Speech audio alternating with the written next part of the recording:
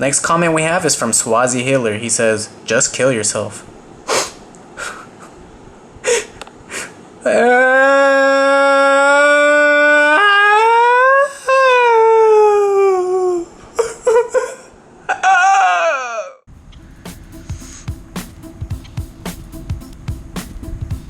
So this crawfish looks like he's being eaten by a leech. So I'm gonna save this crawfish.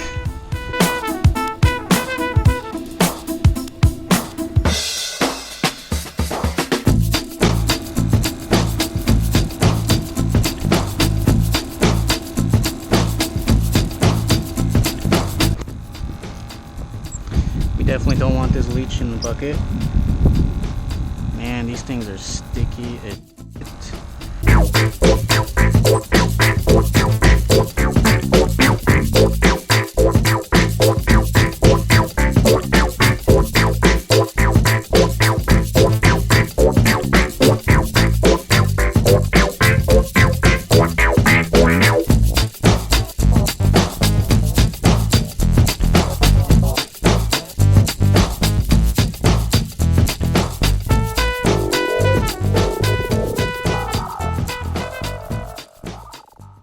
Oh boy, Peacock knows when it's dinner time. Yes, I am feeding him live food from the wild. Should you do it? It's up to you. You want to take the risk of transmitting parasites and diseases? Go for it. I'm comfortable with it. I'm a risk taker. I always keep my water in tip-top condition. I always do my water changes. I got the temperature in here pretty warm. That's gonna boost their immune system. So I'm totally fine with feeding my fish wild-caught live food. Oh, looks like the peacock found a way to get these guys out. So the peacock is always the one that's really impatient, so I'm gonna go ahead and let these guys go and let him go crazy on these minards. All right, here we go, guys. Feeding frenzy time.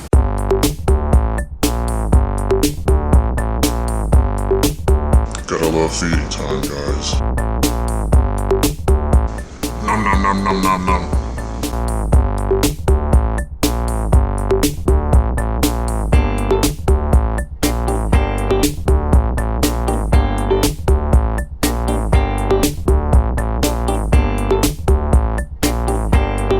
Take cover or be eaten.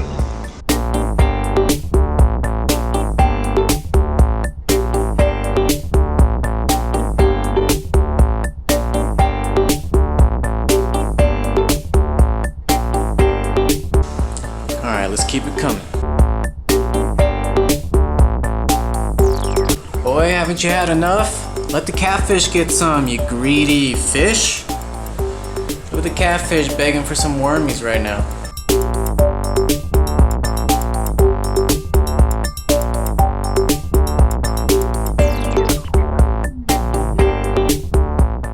Look at all these eggs. Now at first, I didn't know what these eggs were until I did a little bit of research. At first I was like, man, are these baby largemouth eggs? And then I realized I don't think baby largemouth eggs are free floating like this. And then I did some more research on Google, and it turns out these are frog eggs. So I thought I would get these eggs and try to hatch them and see if I can raise some frogs. I really just wanted to hatch these eggs for you guys. This is going to be a learning process for me because this is my first time hatching frog eggs and raising tadpoles. So what am I going to do? Well, initially I thought, you know, I can just leave the eggs in here in this bucket. I don't know if that's a good idea. I mean, this is just like how I found them out in the pond that I was fishing at. They were just free floating here like this on top of the water close to land. If they were gonna hatch that way, there's no doubt that they are going to hatch just like this. From what I've read, it takes anywhere from 6 days to a few weeks for these to hatch. So it's a long time until they hatch. And that got me thinking, I'm not too sure if the water will stay clean if I just left these guys in this little bucket like this. What I'm going to do is I have a little tote right here and I'm gonna pour half of these guys in there. All right, y'all, moment of truth. Sorry it's so dark in here. The lighting is not so good. I do apologize for that. So, I'm grabbing the bucket now. I'm gonna be pouring a few of them in here. Like this.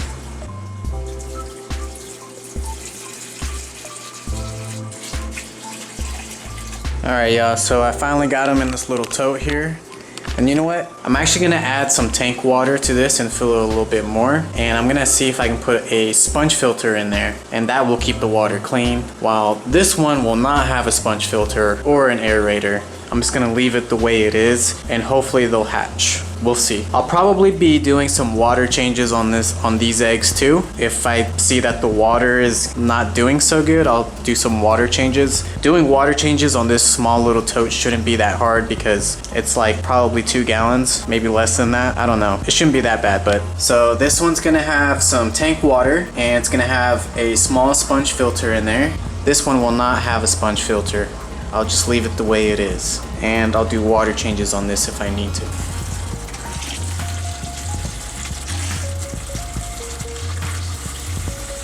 Alright y'all, so I got my sponge filter right here. Alright, so anytime I am raising fish babies or hatching eggs, I always use a sponge filter because they are baby proof. They will not harm your babies at all. If you use a hang on the back filter, you're gonna suck in the babies and they are going to die. Use a sponge filter. I get these on Amazon. They're really cheap. If you want to buy some for yourself, if you want to breed angelfish, if you want to breed mollies, live bears, whatever you're trying to breed, get you some of these. Click on the link down in the description and order you some through Amazon. Now just keep in mind, if you're getting sponge filters, you also gotta have an air pump. You can also get this one down in the description down below. These are super quiet, and I'm gonna go ahead and show you guys how I set this up. It's very easy. Alright y'all, so we got the air pump right here, right? I got some airline tubing and I just connected it to the sponge filter. I had to get some boxes filled with $100 bills to have my air pump sit on, because why $100 bills? Because you know I'd be getting that YouTube money. And I have the sponge filter on a low setting, okay? So I don't want it blowing too much bubbles where the eggs are just going everywhere.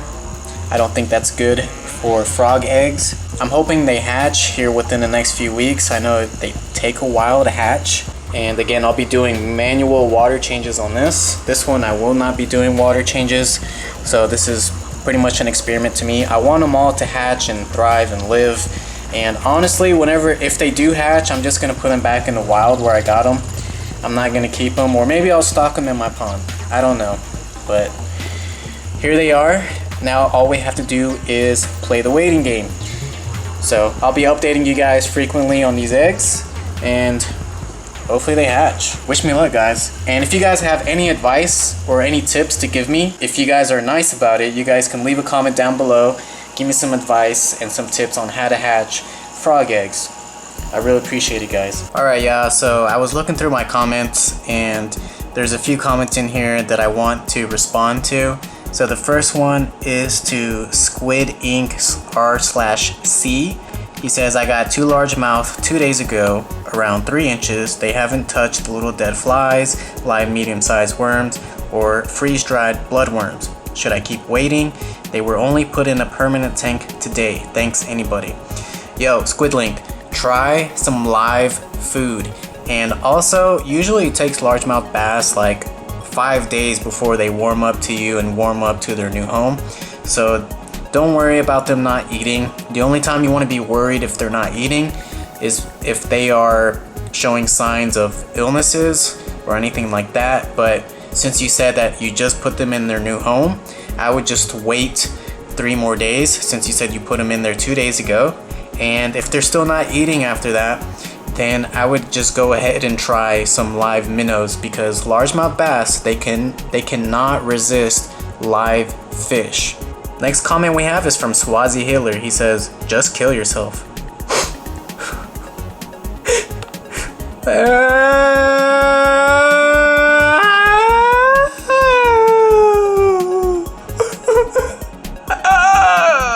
Alright y'all, it was fun making this video for you guys. I really hope that you guys do enjoy my videos and enjoyed this video as well. If you did, please hit that thumbs up button and hit that subscribe button for me, guys. I need all the help that I can get. And I'll see you guys in the next video. Take care and peace out. Peace out, my masters. Should I call you guys my masters? I think that's what I'm gonna start calling you guys. Peace out, my masters.